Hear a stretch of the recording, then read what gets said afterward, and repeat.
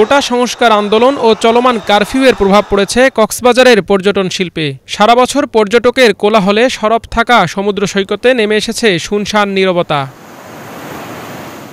এ পরিস্থিতিতে বিপাকে পড়েছে পর্যটন ব্যবসায়ীরা। তাদের দাবি ২ সপ্তাহে কক্সবাজারে পর্যটন খাতে ১৫০ কোটি টাকারও বেশি ক্ষতি হয়েছে। পরিস্থিতি চলমান থাকলে এর প্রভাবে পর্যটন সংশ্লিষ্ট অন্তত ২০,০০০ শ্রমিক বেকার হওয়ার আশঙ্কা করছেন তারা।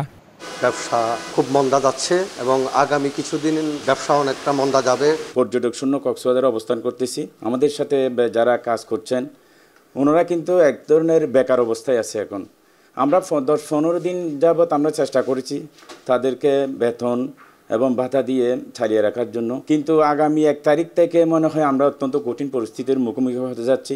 অনাকাঙ্ক্ষিত এ ক্ষতির হাত থেকে বাঁচতে দ্রুত পরিস্থিতি স্বাভাবিক চান ব্যবসায়ীরা।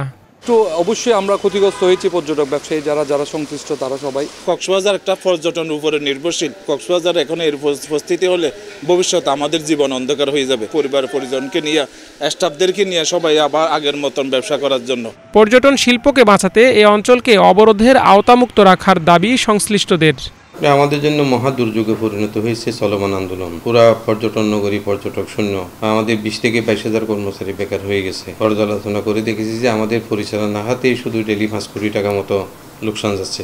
দক্ষিণ চট্টগ্রামকে যদি ধর্মঘট আন্দোলন কর্মসূচির থেকে অব্যাহত রাখা হয় তাহলে আমাদের এখানে যে সম্মানিত পর্যটকেরা আসেন এবং আছে তাদের জন্য ভালো হবে। দ্রুত চলমান পরিস্থিতির অবসান ঘটবে, আবারও পর্যটকের কোলাহলে সরব হয়ে উঠবে কক্সবাজার সৈকত, এমন প্রত্যাশা সংশ্লিষ্টদের।